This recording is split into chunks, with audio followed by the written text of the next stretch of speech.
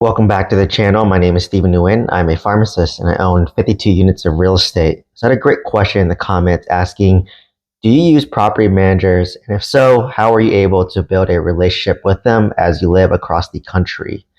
So for those of you who are new, I own a 26 unit apartment complex in Oklahoma. I own a 20 unit apartment complex in Enid, Oklahoma, and I own a single family home in Huntsville, Alabama, and I live in California. So obviously, I bought my 20 unit and my single family home sight unseen. I bought my 26 unit. I actually flew out to Oklahoma City and did a full inspection of it. And obviously, I live in California, so it's a long distance, remote, out of state real estate investing, right? And why I decided to go remote to address first was because in California, it's mostly appreciation, not much cash flow. So I was looking at other markets to help balance that portfolio out, right? Like, don't get me wrong, I've done very well in California. Most of the single family homes that I bought in 2017 to 2019 did well because interest rates dropped. COVID happened, and it just skyrocketed in California. So I made a lot of money through appreciation, but a lot of that money is paper net worth, right? So I wanted to kind of balance that out. So I looked into Huntsville, Alabama, which is more of an appreciation, less appreciation, and more cash flow. So it's kind of midpoint, I would say. It has appreciation, has a little cash flow, so you get the best of both worlds. And then in Oklahoma, it's less appreciation, the most cash flow, right? So I was hoping that my Oklahoma properties would balance out my California properties, which they are. And then I have my Huntsville, Alabama property, which is kind of that midpoint. So I've been considering, once it makes sense, to buy more properties in Huntsville, Alabama. It's kind of that happy medium where you get appreciation and some cash flow, which balances out to help my real estate portfolio self-sustain itself, right? And that's kind of the goal that I have. So back to the question. I do use property management, right? I obviously couldn't manage my property, my apartment complexes in Oklahoma that are doing value add, that I'm renovating. And then I would have never found my Huntsville new construction without my property manager. So how did I build a relationship with them as I live across the country? So let me talk about how I found them. And I have a detailed video. If you search it in my channel, Property Managers, I have a class or kind of a lecture about how I find a property manager, a couple of videos on that. So check that out. But for me, I'm pretty rigorous in terms of the property management process because I want to find a good property manager because I know they can make or break your deal. You've heard me say this before.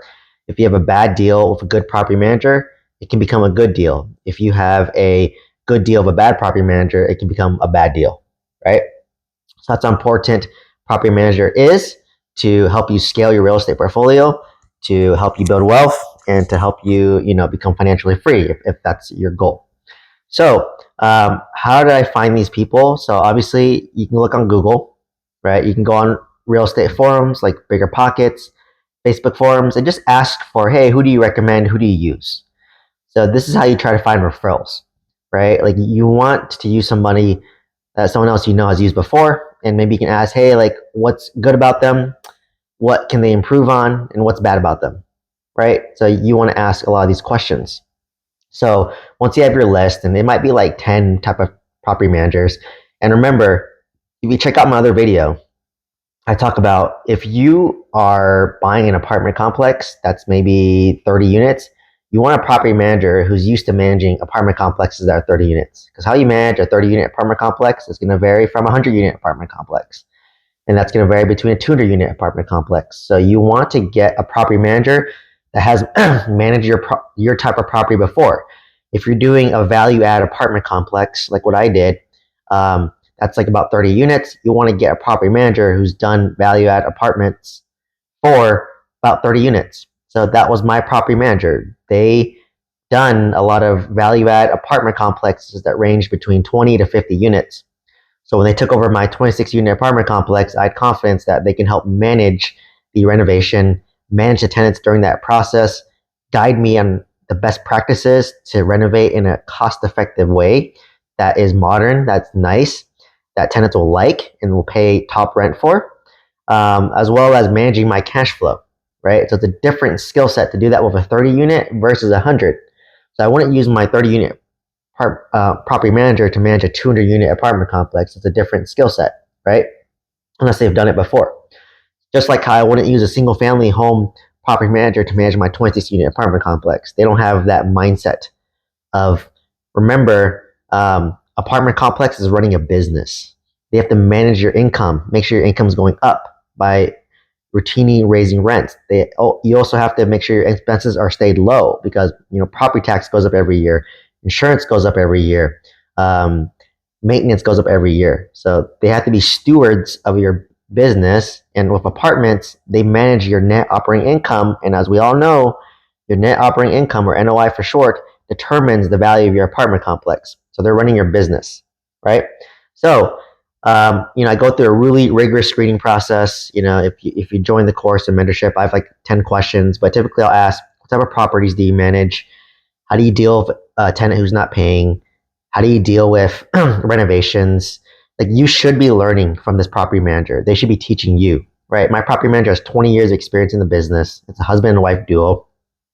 Husband deals with renovations and the wife deals with property management. So from the husband, I'm learning about renovations, what's best for Oklahoma, how to be cost effective. From the wife, I'm learning about property management. How are we dealing with issues, right? You can ask some hypothetical situations, like if there's a plumbing issue and it turns out that the tenant, threw a bone in the garbage disposal and it busted, like, what happens? Like, do I pay or do you bill it back to the tenant? And they'll say, oh, well, based on the lease, we bill it back to the tenant. So you want to ask a bunch of questions. And, for me, as a safety guard, because people can interview well, is when I have a contract of a property manager, I try to only lock in for about maybe 3 to 6 months. Just say, hey, I want to try you out for 3 to 6 months. You'll try me out. If it's great, it'll automatically renew. If not, we can part ways, separate ways, right? And, when I first take over an apartment, there's a lot of communication that happens between me and the property manager. So when I started renovating and took over the apartment complex, I'm communicating almost every other day via phone, text, email, one method, right? And when I'm doing renovations, I'm communicating at least once or twice a week. But now that my apartment is more stabilized, I probably communicate about at least once a month via text. If needed, I'll hop on a phone call. But the more stable it gets, and as long as they're doing their job, just touch bases here and there. That's another like to call them to keep them on their toes. But that's how you build a relationship. Really, is you just need to be responsive to their needs, right? Like, you have to communicate with them over the phone. You can do FaceTime, video chat, and I just tell them, hey, my job is to make your job as easy as possible to manage my property, right? So I'd never want to be the limiting point. But I ask a lot of questions. So if they ask me, Steven, how do you want to renovate this property? How would you say, at a high level, I want to be cost effective. I want this to be sturdy so that it can take damage. I want this to be modern. I want this to attract, whatever the market rent is. I want to attract good tenants. So what does that entail? So anyways, it's kind of a high level. Check out my video for more detail, but please like, comment,